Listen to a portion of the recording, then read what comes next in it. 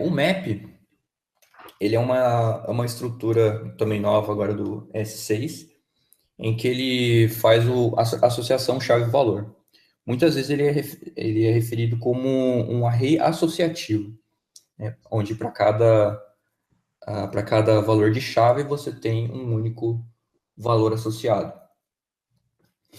Como que a gente cria, então, um mapa no JavaScript? A gente simplesmente faz um new map. Beleza, uma vez que a gente tem isso, como que a gente adiciona valores nele? Vocês lembram que no set a gente fazia add, mas no mapa a gente usa um método chamado set. Então a gente faz map.set, aí você coloca a chave e você coloca o valor. Map.set, chave, valor. Pode ver que aqui o hint aqui está me ajudando aqui, vela. Aqui eu loguei a operação que eu realizei e qual que é o resultado do set no final.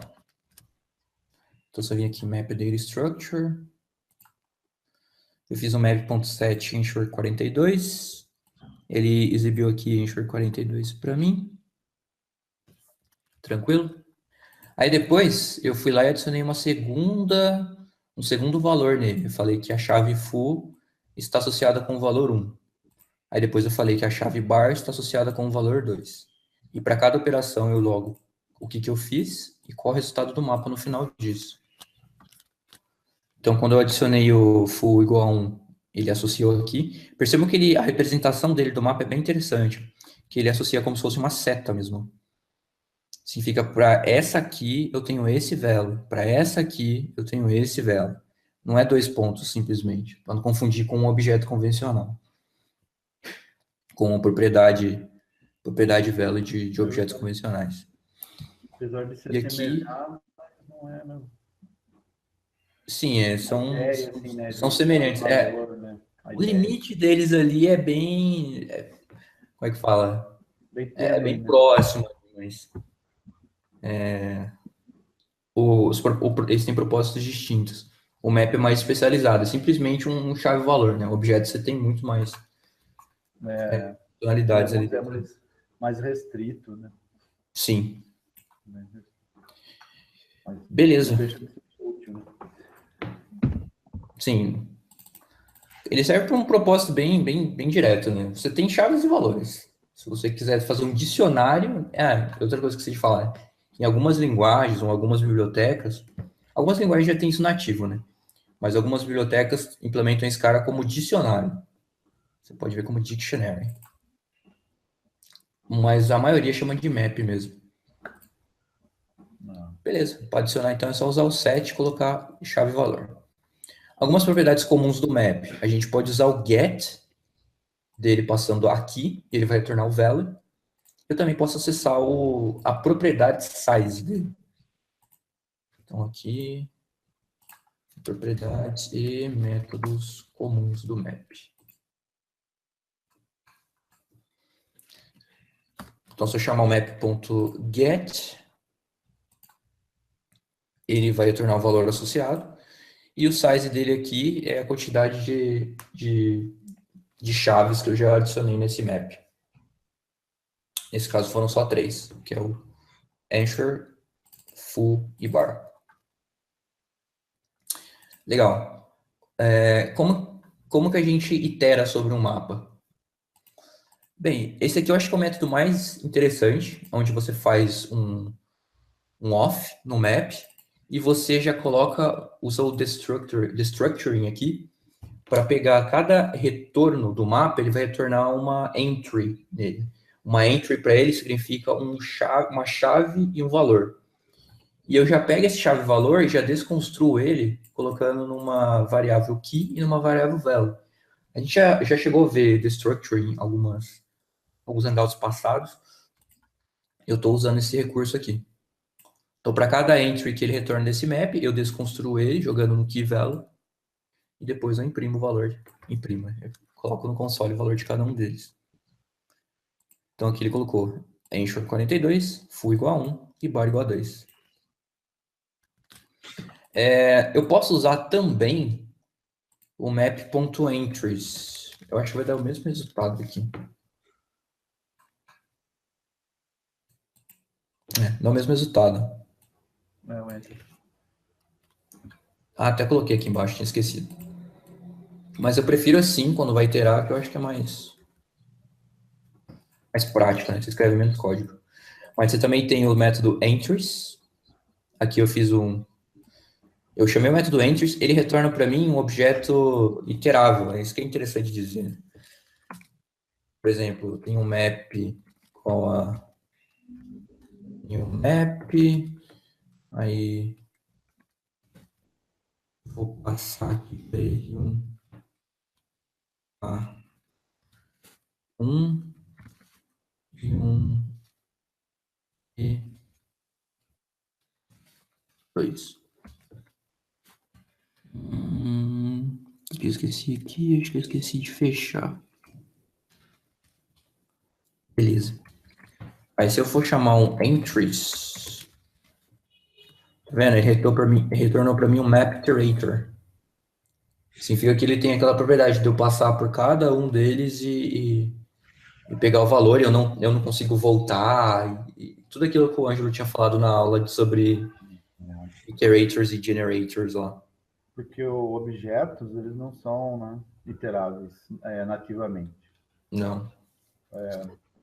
Algumas outras coisas sim, mas objetos exatamente não. Você tem que implementar aquele padrão lá, né? A interface, senão não vai. Show.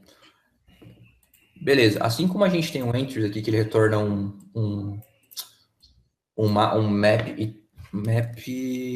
iterator, como eu quero ver todos os valores dele, eu acabo usando essa artimanha aqui, essa marotagem aqui do JavaScript, que é pegar um iterator e fazer um spread dele, porque ele força a chamar passar por cada um dos elementos, né? Ele vai fazer um next, next, next, next, next, retornar todo mundo para mim, e aí eu expando eles num array, e uma vez que eu tenho nesse array aqui, eu simplesmente exibo ele na tela.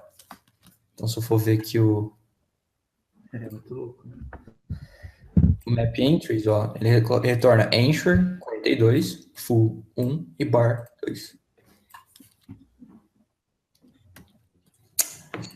Beleza.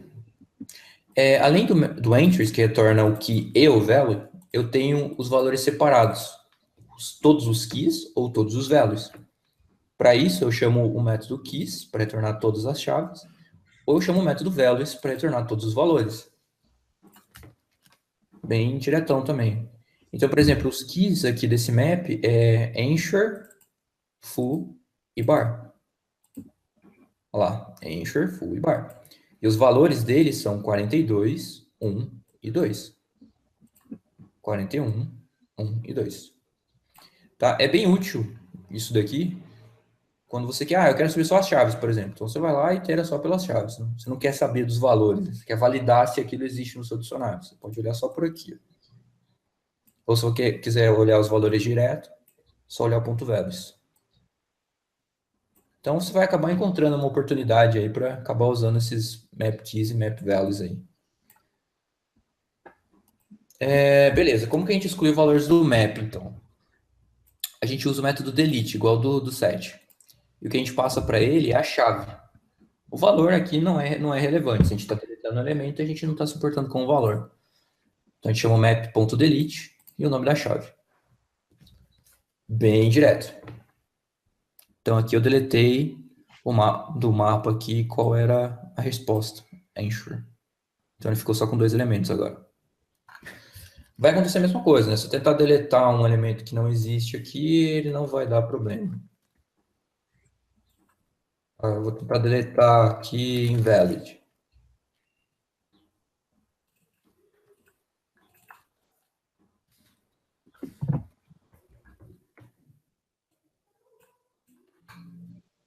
Cadê? Ah lá, ele não deu erro nenhum e continuou com 2 elementos no mapa. Beleza, para limpar o map também é bem simples, é só você fazer um clear, igual o set, não tem muito mais o que falar aqui, né? Então eu fui lá e dei um map clear, ele ficou com size 0 e não tem mais nenhum elemento no map agora. Bem direto. E outra coisa, como que a gente vai criar um map que já tem vários elementos? Eu acabei fazendo ali no console, mas só para mostrar aqui agora na prática, para ficar registrado, né? Você cria um new map, você passa para ele um array de objetos, e esses objetos, na realidade, eles são um array, uma tupla, né? Um array com dois elementos, que tem o key e o value. Então, é um array de arrays, você passa. Né? Um array de arrays, só que o seu segundo array, na realidade, ele só tem dois valores, então a gente chama de tupla. Então, a gente pode simplificar, imaginando que a gente passa para um map, um array de tuplas, que é um array de elementos que tem chave e valor. Nossa, falou tuplas, eu lembrei de banco de dados. É verdade. Usava muito esse termo em banco de dados. Tuplas. É, porque é basicamente chave e valor, né, que você insere no banco de dados, se for ver. É verdade. Principalmente no Redis, por exemplo, que depende disso. Beleza. Então, vamos lá. Criando um map com vários elementos. Lá, ele criou certinho. Ó. Ele associou 1 com 1, 2 com 2 e 3 com 3. Muito bem. E outra coisa agora, para fechar o map, falando, o que pode ser uma key no map? O map ele pode ter como key qualquer valor que você quiser. Sério. Eu posso ter uma key que é uma string, eu posso ter uma key que é um número, que é um number, eu posso ter uma key que é um not a number, um NaN. Eu posso ter keys que são objetos. Aqui eu tenho um objeto key 1 e aqui eu tenho um objeto key 2. Aqui eu exagerei, eu criei uma key no map que era um set.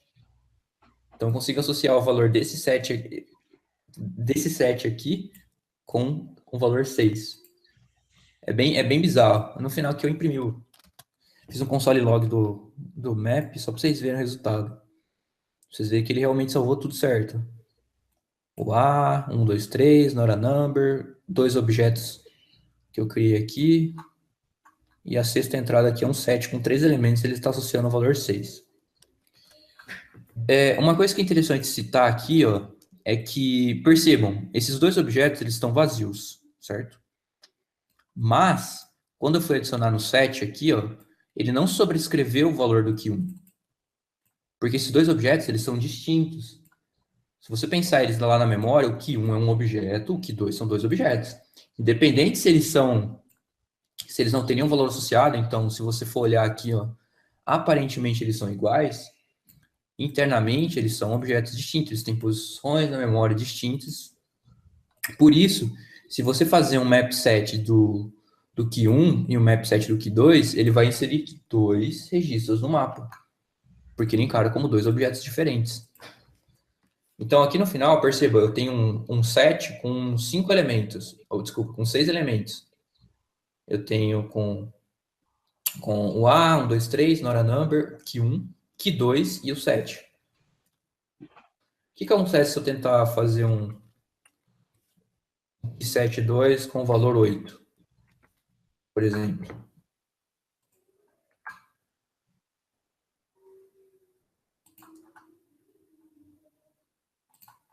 Perceba, ele continuou com 6 elementos, só que o meu Q2 agora ele teve a sua propriedade atualizada de 5 para 8. Tá? Então, toda vez que você chama um set, se ele não tiver aquela key, ele vai criar, e se ele já tiver aquela key, ele vai atualizar o valor que já tinha lá.